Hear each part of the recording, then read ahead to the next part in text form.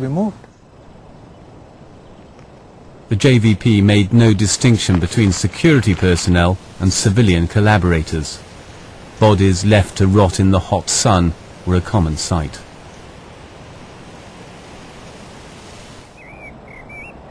The JVP itself would declare, say tomorrow nobody goes to work, and nobody did.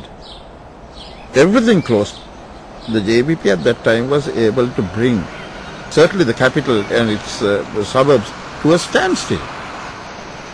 Some of us, of course, did go to work because we had to bring the paper out at the time.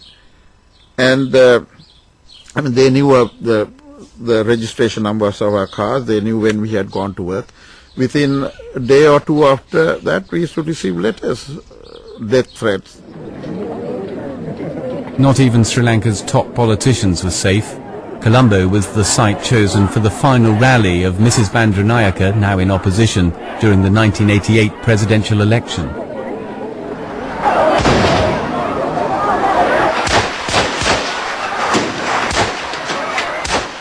Her nervous bodyguards fired wildly into the air.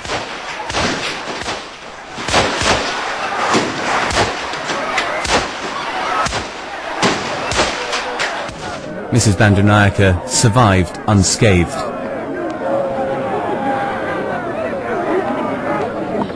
Bundled away in the nearest car, she went on to lose the election.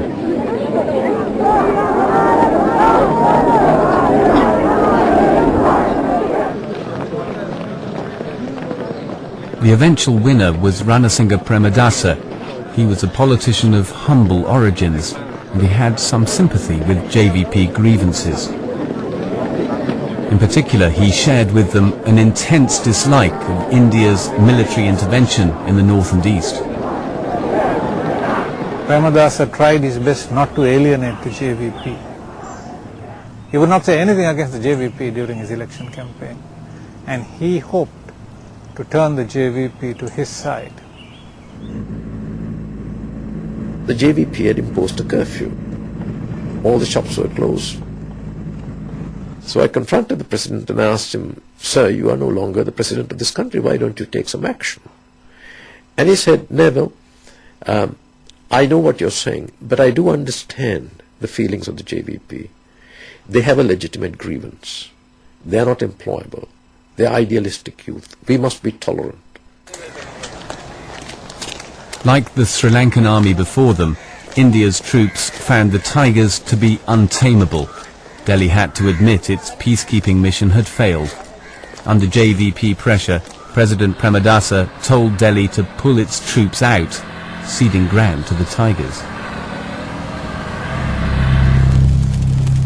Buoyed by his success with the Indians, Premadasa now turned on the JVP. The army was called in to track down the ringleaders. Death squads were formed. The disappearances were about to begin.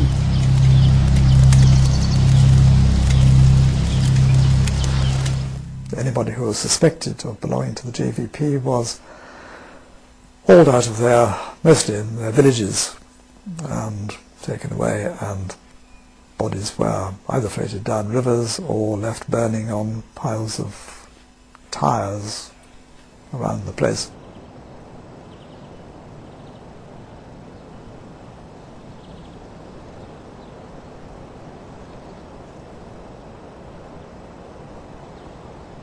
The government then adopted a much more draconian approach, where it went in and simply wiped out large numbers of young people in the southern province, many of whom had nothing to do with the JVP, but were just innocents trapped. It was a time of horror. Thousands of young men were thrown into the backs of pickup trucks and never seen again. In the face of strong protests from the diplomatic community, the government denied any knowledge of what was happening. The government itself was reacting to the kind of tactics that the measures that the JVP adopted, and perhaps that was the only way to do it, because you couldn't let that kind of insurrection continue, because it was bringing the government to a standstill. In the end, nobody believed that these disappearances could have happened without government connivance or with the government actually carrying them out. And the assumption has always been that President Premadasa carried this out as a matter of deliberate policy. The Premadasa government finally accepted that there had been human rights violations by the state. I had seen at first hand the way in which the JVP was systematically destroying the government. It was an insuperable problem. It's a kind of problem that some democratic societies have to face from time to time. And resolving it within a democratic framework is not easy at all. The fact is that 40 to 50,000 people, young men, had been destroyed.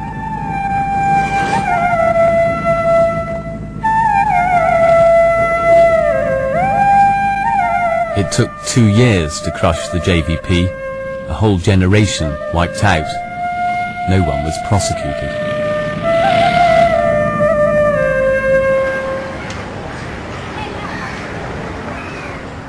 For the government, the JVP insurrection was an unwelcome distraction from the war against Tamil separatism. The Sri Lankan Army still controlled towns in the north. In men and hardware, the Tigers were still easily outnumbered. But away from the towns and main roads, the Tigers were consolidating their grip. They were also pioneering a devastating new terror technique.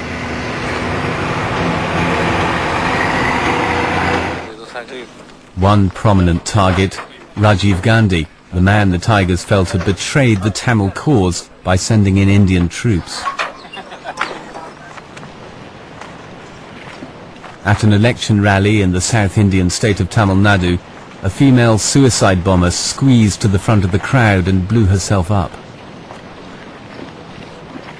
The young Prime Minister of India murdered because of his attempt to end Sri Lanka's ethnic conflict.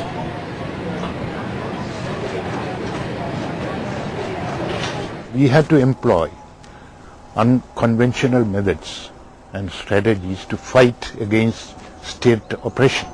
So we devised these suicide attacks to attack military and economic targets to weaken Sri Lanka.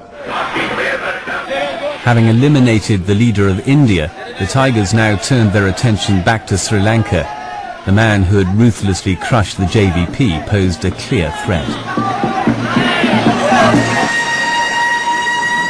At a May Day rally in 1993, President Premadasa was assassinated, another suicide bomber. The attacks were totally unacceptable then, they are totally unacceptable now. Resort to suicide bombing at any time, in any form, is inexcusable, totally disruptive of civilized society, in violation of domestic law, in violation of international law, and deserves to be condemned out of hand.